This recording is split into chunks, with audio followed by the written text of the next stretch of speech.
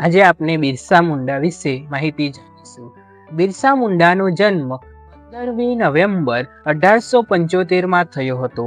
તેમના પિતાનું નામ સુગના મુંડા અને માતાનું નામ કરમી મુંડાઈ હતું। બિરસાનું બચપન ઘેટા બકરા ચરાવવામાં, વાંસળી વગાડવામાં અને અખાડાની રમતોમાં પસાર થયું હતું। કુટુંબની ગરીબીના કારણે બિરસા મુંડાનું બચપન પિતા સાથે સતત એકથી બીજી જગ્યાએ સ્થળાંતરમાં વીત્યું હતું। જો કે બિરસાએ સ્થાનિક મિશનરી શાળામાં શિક્ષણ મેળવ્યું હતું।